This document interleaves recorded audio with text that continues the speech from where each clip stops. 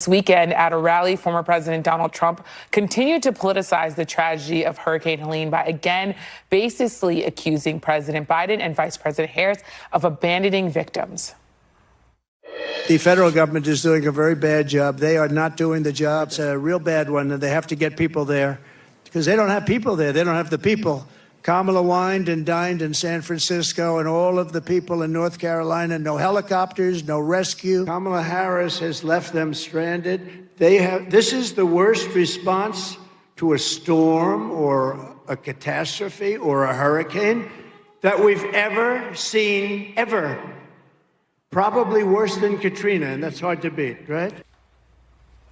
As we said, former President Donald Trump has been pushing false claims like that for well over a week. Meanwhile, even as Trump and his supporters claim a lack of leadership from the White House, today an aide for Florida Governor Ron DeSantis is telling NBC News DeSantis is not taking calls from Vice President Harris about storm recovery because they seemed, quote, political.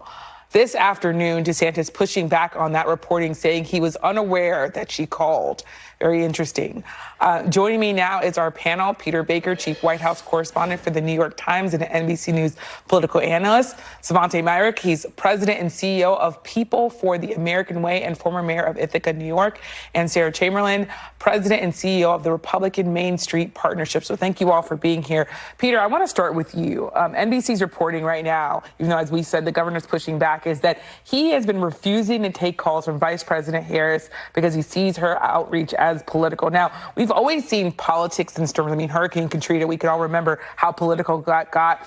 But I wonder, is there something different happening here when you add in the misinformation and all the other stuff that's going on? Yeah, I mean, it's coming right in the thick of a political campaign, of course. But we have seen political campaigns sort of halt for a minute, at least the nastiness of the partisanship, while people got together to help people in need, right? Obviously, Hurricane Sandy comes to mind, 2012, when President Obama and Governor Christie, a Republican who was supporting his opponent in the last days of the 2012 campaign, got together because it was more important to figure out how to make, New Jersey safer from the storm damage.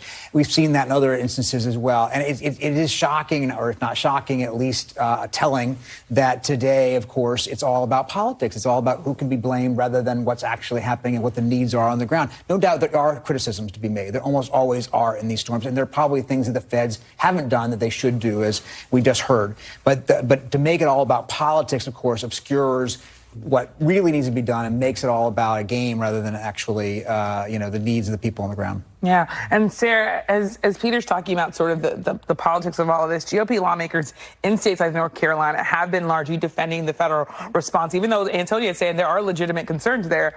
You do have North Carolina Senator Tom Tillis, who is now pointing fingers, claiming his statement on political posturing after the storm was talking about politicians like Vice President Harris. Do you think that this can be separated from sort of the drumbeat of misinformation, what you're seeing here? What do you make of what the senator's saying? So I think the misinformation is sad. I think the senator is trying to backtrack a little bit from his comments of this is not political. We need to help the people. Our congressman from the Republican Main Street Partnership, that's his district. Mm-hmm. He is all over this. He's actually returning money to anybody who gave him money that needs it back. So they're trying, a lot of the elected officials are trying to remove this from politics, but it's sad that it keeps coming back to this as men and women of this country are struggling. Yeah. And so, I mean, it's remarkable because now you have FEMA putting up a website to counter rumors. You have the White House sending out a memo saying this is all misinformation, or at least trying to point out the misinformation. I wonder, when you think about this, where do you make of sort of how we got here and the fact that Trump is continuing to do this and what that means, right? It's extraordinarily dangerous. I mean, it's dangerous for the people in the path of this storm and the next one. But it puts all of us in the crosshairs of a larger, scarier, deadlier storm, right? I mean, there's lies, there's damn lies, and then there's sedition. And that's what this is. There's always been politics around. I ran for office 4 times myself. There's always been a chance to say, hey, I could run that operation better than the other person. They didn't pave the street fast enough. They didn't get sandbags in place fast enough. They didn't get recovery funds in fast enough, and either because of cronyism or incompetence or whatever. But that's not what Trump is doing here. It's not what the extreme right wing is doing. What they are doing is claiming, once again, that if you have a problem in your life, you can blame that squarely on migrants, right? If the storm disaster recovery is difficult because you live in a rural area and the federal government isn't getting there fast enough, it's not because the Democrats didn't fund FEMA well enough. It's because they are funneling money to somebody else. Secretly, on the side, they're funneling money to migrants. Historians have warned us forever that this is how democracy ends, and this is how you end up not only with enormous civil rights abuses, but also genocides. Yeah. We need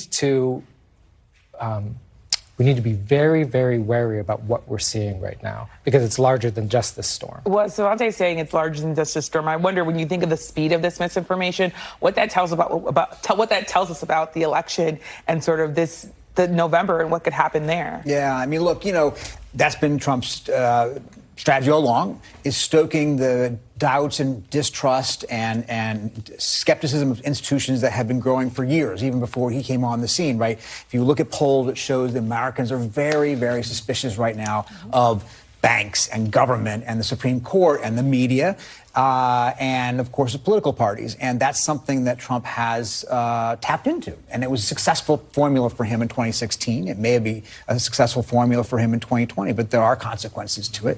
And the consequences are that at a time when people need to be able to rely on something, rely on the authorities for their advice, their guidance, and their help, they're distrustful because they're told by their leaders to be distrustful. Yeah. And Sarah, as we're talking about what might happen post-election, we're seeing something that's been happening now for 4 years, and that is that top Republicans in Congress, including the Speaker of the House, refused to definitively say that former President Donald Trump lost the 2020 election on Sunday shows this weekend, which seems sort of bizarre to even say out loud. But take a listen to what they've been saying.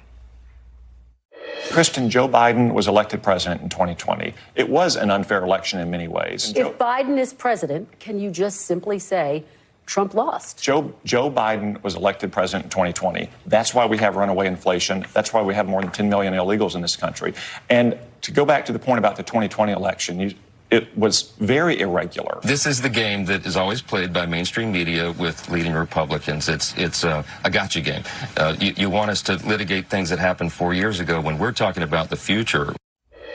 Can you say you want to be focused on the future when you're still litigating the past? No, we need to move past 2020. I mean, we need to move into 2024, talk about issues Americans care about. They don't care about 2020. Biden won. I mean, he was elected president. He was sworn in. We need to move past that and talk about the crisis going on in this country. Are you concerned that the voters and the supporters that made Donald Trump the nominee, that they have not moved past this? We are very concerned about that, because certainly if Trump does not win, we do not want a repeat of what happened 4 years ago. So it's a little scary. And Peter, you wrote this weekend about Donald Trump. You said, quote, he has always been and has often been untethered to the truth, but with the passage of time, his speeches have grown darker, harsher, longer, angrier, less focused, more profane, and increasingly fixated on the past. Having worked at the New York Times, it's one of those sentences that's long, but that is packs a punch. Peter, we all need a good editor. What does this mean, you think, that the party is still here? Yeah. Well, look, I mean, we spent a lot of time talking about President Biden's age, and obviously that became a real problem for him and forced him to drop out of the race. We didn't spend as much time looking, I think, at former President Trump's age. He was 3 years younger, and he doesn't walk with the same sort of stutter step that President Biden does, and he doesn't seem as frail as President Biden does. Obviously, he's got energy, so he's not having the same age-related issues. But if you watch the tapes of his rallies and you compare them to the past, you do see a change. And the change is that he is growing less focused, more rambling, and sometimes, even more untethered from the truth. Yeah. Well, I could talk to y'all for a while, but we have to go now. So thank you so much. And still to come, the barriers to voting in Navajo Nation is a critical voting bloc in a critical swing state. You're watching Meet the Press Now.